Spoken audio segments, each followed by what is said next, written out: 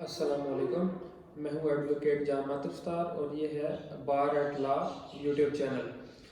तो आज हम जिस टॉपिक पे बात करने वाले हैं वो है फॉल्स एफआईआर, यानी कि झूठी एफआईआर। ये हमारे माशरे का एक मतलब क्या कह लें आप कि स्याह बाब है, एक डार्क चैप्टर है हमारे माशरे का कि किसी को किसी के साथ अगर कोई भी कोई लड़ाई झगड़ा होता है या कोई भी उसके साथ कोई कारोबारी लेन देन में कोई मसला आ जाता है तो उस पर वो झूठी एफआईआर करवा देते हैं। झूठ का सहारा लेके किसी पे झूठी इंफॉर्मेशन दे के उस पर झूठी एफआईआर करवा देना, इसकी कुछ भी जो है वो बेसिस हो सकती हैं। वो बदनीयती पे भी हो सकती है, सिविल मैटर को लोग कन्वर्ट कर देते हैं क्रिमिनल में, या चंद केसेस में जो है वो गलती से भी हो जाता है। और अक्सर इस तरह भी होता है, पुलिस के पार्ट में तब आता है जब कोई ऑफेंस कॉग्निजेबल है ही नहीं, नॉन कॉग्निजेबल ऑफेंसेस में वो एफआईआर दर्ज कर देते हैं। तो इस तरह झूठी एफआईआर कभी भी जो है वो रजिस्टर हो सकती है। तो इसमें आपके पास क्या रेमेडी है, आज हम ये डिस्कस करने वाले हैं कि अगर झूठी एफआईआर दर्ज हो जाती है तो सबसे पहले तो आपको सेशन जज के पास पावर दी गई है जो है वो प्री अरेस्ट बेल ग्रांट करने की। मैजिस्ट्रियल कोर्ट के पास नहीं होती, ये सेशन कोर्ट के पास ही पावर है। जो सेशन जज आगे जो है वो देता है, मार्क करता है एडिशनल सेशन जजेस को, उनके पास ही पावर है कि वो कोई भी ऑफेंस हो, ख्वाह वो मर्डर का भी केस है ना, उसमें वो प्री अरेस्ट बेल ग्रांट कर सकते हैं।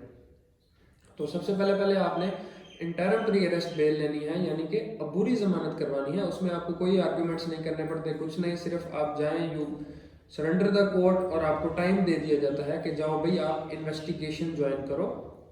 आपको कुछ टाइम दिया जाता है एम्पल सा। मर्डर केसेज हैं तो उसमें मोस्टली 4-5 दिन का दे देते हैं, कोई सिंपल फ्रॉड वगैरह या 489F का है तो उसमें वो मंथ का भी टाइम मिल जाता होता है। तो जब आपने प्री अरेस्ट अपनी बेल करवा लेनी है उसके बाद आपने पिटीशन फाइल करनी है हाई कोर्ट में। अगर झूठी एफआईआर हुई है तो क्वैशमेंट पिटीशन आप फाइल करें हाई कोर्ट में, और वहाँ पे भी जाके आप जो है ना आप बताएं कि भाई इस किस्म का कोई मतलब मैटर है नहीं, मुझ पे झूठी एफआईआर हुई है। और अगर वहाँ पे आप प्रूव कर देते हैं तो एफआईआर क्वैश हो जाएगी।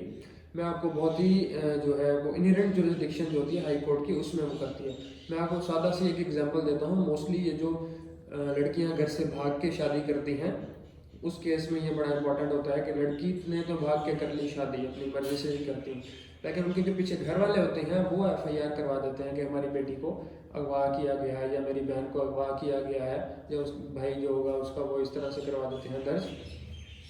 तो इस केस में मोस्टली जो है वो लड़की ही कोर्ट में आके हाई कोर्ट में आके बयान दे देती है कि ये मेरा कह रहे हैं कि मैं अगवा हुई हूँ, हालांकि मैं अगवा नहीं हुई, मैं अपनी मर्जी से गई हूँ, मैंने अपनी मर्जी से शादी की है। तो इस केस में मोस्टली कोर्ट जो हाई कोर्ट है वो क्वैश कर देती होती है। एक तो बात हो गई क्वैशमेंट की, जो इनहेरेंट पावर हाई कोर्ट की, उसमें इनहेरेंट जुरिसडिक्शन में वो एफआईआर क्वैश कर देते हैं। दूसरा, अगर कोई झूठी एफआईआर हुई है और मुलजम गिरफ्तार हो गया है, सपोज मुलजम गिरफ्तार हो गया है, कोई भी एफआईआर कोई भी ऑफेंस है, तो उसमें क्या करना है जी आपने, अगर पुलिस ऑफिसर देखता है कि इसके खिलाफ जो एविडेंस है वो डेफिशिएंट है, यानी एविडेंस जो है वो इतनी नहीं है, इसके खिलाफ कोई ख़ास ठोस सबूत नहीं मिले कि यानी इस मुलजिम ने ये जुर्म सरजद इससे नहीं हुआ या इसने ये जुर्म जो है वो नहीं किया, तो उस केस में वो जो इन्वेस्टिगेशन ऑफिसर है वो अखराज रिपोर्ट बना देता है सेक्शन 169 के तहत। इसी तरह इसमें मजिस्ट्रेट के पास भी पावर है कि अगर मजिस्ट्रेट के पास किसी ऐसे मुलजिम को लाया जाता है जिसके खिलाफ मजिस्ट्रेट देखता है कि कोई खास एविडेंस नहीं है और फिर भी उसको पुलिस ने पकड़ा हुआ है, तो मजिस्ट्रेट अपनी पावर यूज करते हुए जो उसको दी गई है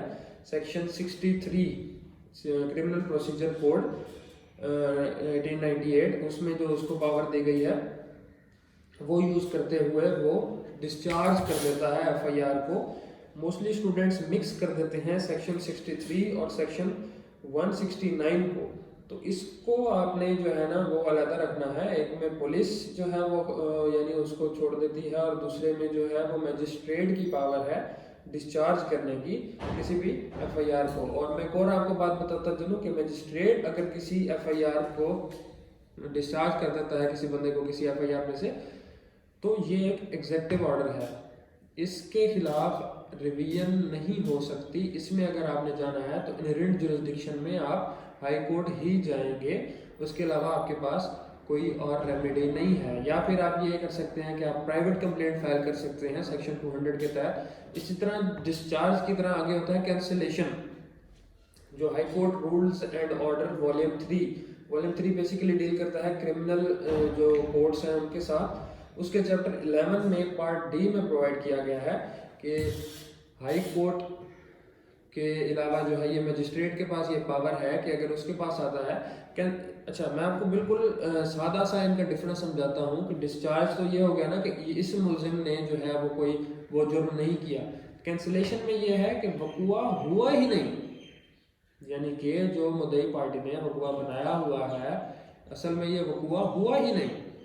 तब मजिस्ट्रेट क्या करता है, वो अपनी पावर यूज़ करते हुए एफआईआर को कैंसिल कर देता है। इसी तरह इसमें भी अगर आप कंप्लेनेंट हैं और आप एग्रीव्ड हैं तो आपके पास वही इनहेरेंट जुरिस्डिक्शन में या तो आप हाई कोर्ट चले जाएं या दूसरा आप प्राइवेट कंप्लेंट फाइल कर सकते हैं इसके साथ डील करते हुए। तो इस तरह अगर आपके ऊपर झूठी एफआईआर हो सकती है तो ये आपके पास रेमेडीज़ हैं। उम्मीद करता हूँ आपको हमारा ये लेक्चर पसंद आया होगा। हमारे वीडियोस को लाइक करें, कमेंट करें। अगर कोई भी आपका क्वेश्चन हो या कोई सजेशन हो तो वो आप कमेंट्स में लिख सकते हैं। Thank you.